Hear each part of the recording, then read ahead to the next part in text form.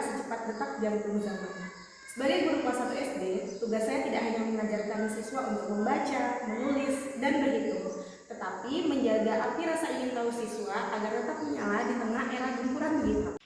Kelas 1 adalah fase fondasi, namun menurut saya tantangan terbesar adalah sulitnya menjaga fokus anak yang terlahir sebagai digital natives, di mana anak-anak di kelas 1 ini lebih akrab dengan kertas daripada papan digital.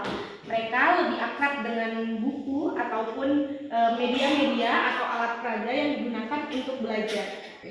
Dulu saya membutuhkan waktu yang cukup banyak untuk menyiapkan media pembelajaran atau alat peraga yang akan digunakan pada saat pembelajaran. Namun ternyata peserta didik hanya fokus di 10 menit awal atau 10 menit pertama ketika pembelajaran. Papan digital ini bukan sekedar perangkat elektronik, melainkan jembatan bagi kami untuk melewati batas-batas ruang kelas tradisional. Saya harus memastikan bahwa papan interaktif digital ini tidak hanya sekedar televisi raksasa bagi peserta didik, tetapi dapat dimanfaatkan dengan baik sehingga dalam proses pembelajaran peserta didik memang terlibat aktif dalam pembelajaran sehingga partisipasinya sangat terlihat.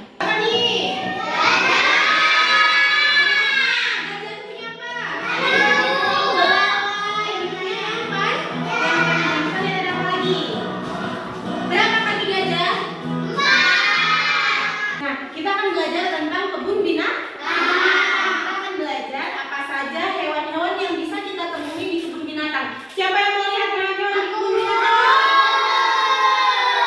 Oke, kita akan berpetualang bersama hewan-hewan yang ada di kebun binatang. Oke. Iya, Nina? Adi. Nina Putri. Apa lagi nih?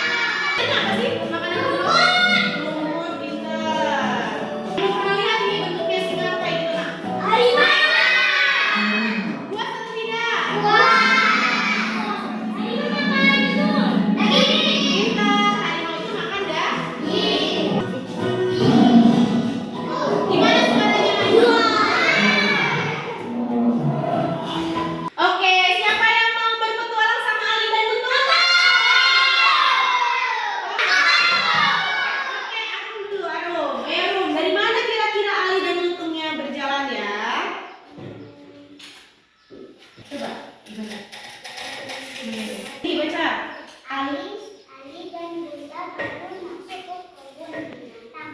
Wah, banyak hewan di depan mereka, tapi ada satu hewan tinggi sekali di dekat gerbang. Menurutmu hewan apa? Nah, hewan apa itu ya, Bu? Jawabannya mana? Oke, mari kita cek apakah jawabannya benar. Benar! Yeay!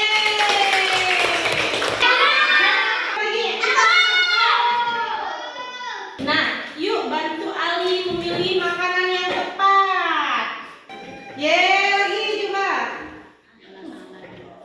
Oke, mari kita lihat apakah jawabannya benar. Cek. Yeay, benar. Jadi apa makanan burung? Burung makannya apa? Jagung. Lagi. Dulu, saya hanya dapat mendeskripsikan kebun binatang kepada peserta didik dengan cara gambar atau menceritakannya secara langsung saja.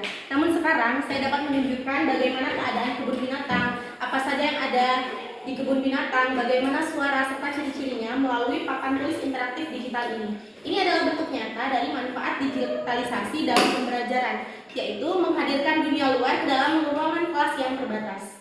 Sekarang kita akan mencari hewan-hewan huruf yang tersembunyi ini. Ini ada kata hewan. Siapa yang mau maju?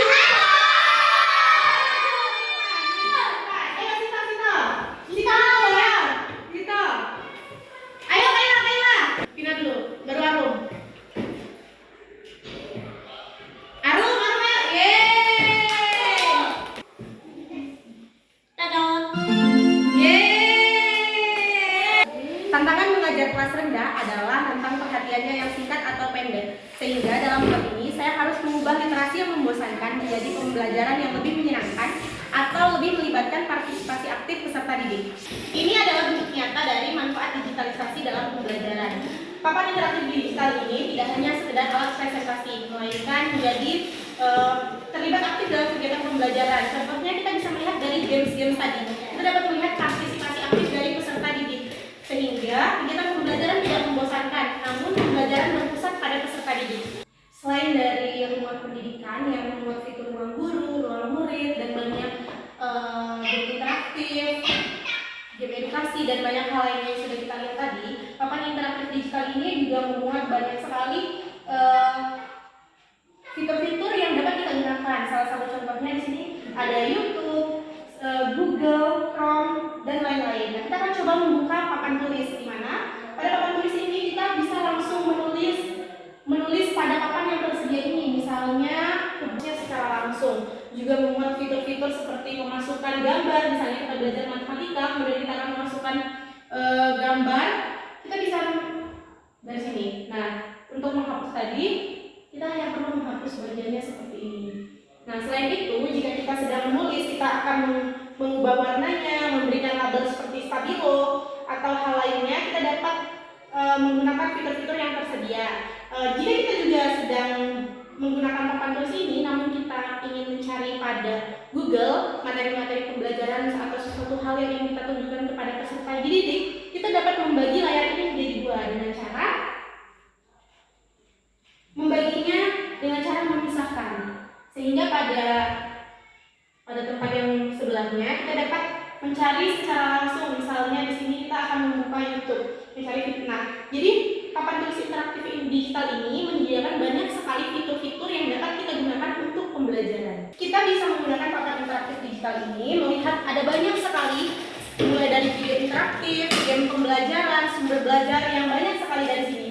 Dengan cara kita dapat mencari di ruang murid, di mana pada ruang murid ini kita bisa melihat untuk kelas berapa kita akan mencari, kemudian kita bisa melihat untuk mata pelajaran apa. Misalnya kita lihat materi bahasa Indonesia.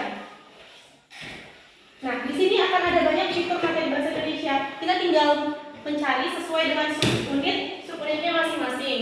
Atau jika kita ingin mencari game interaktif seperti yang saya gunakan tadi, kita bisa mengeksplorasinya pada game edukasi. Kita coba buka untuk game edukasi. Pada game edukasi sudah tersedia. Kita hanya perlu mencari sesuai dengan topik pembelajaran yang diajarkan pada saat itu. Ada banyak tersedia game sesuai dengan yang kita mau, dan pada bagian bawahnya itu sudah tersedia materi bagaimana cara kita menghubungkan materi dengan game edukasi yang sudah tersedia pada papan interaktif digital ini. Silakan maju. Bentuk peraturan pada gambar ini. Peraturan yang lihat segitiga, persegi atau persegi panjang, silakan pilih. Tuh. Ini udah benar tadi. Boleh pulang. Ya, boleh pulang. Iya, nggak apa-apa. Siapa lagi? Ayo, tuh jawabannya di bawah nah, persegi panjang. Boleh pulang. Ada dua lagi. Saya menyadari bahwa program revitalisasi ini bukan sekedar tentang pembagian barang mewah, yaitu papan interaktif digital ke sekolah, tetapi tentang kesetaraan, bagaimana kami di sekolah-sekolah yang ada di desa ini mendapatkan kesempatan yang sama seperti sekolah-sekolah yang ada di kota. Melihat keberhasilan pembelajaran di kelas 1, kami menjadi terinspirasi. Ternyata teknologi digital itu tidak menakutkan, justru membuat pembelajaran itu menjadi menyenangkan, menjadi lebih interaktif. Selain itu juga membantu meringankan beban administrasi dan antusias para guru untuk mengajar. Untuk rekan-rekan pendidik yang ada di seluruh Indonesia, jangan pernah takut untuk mencoba hal baru.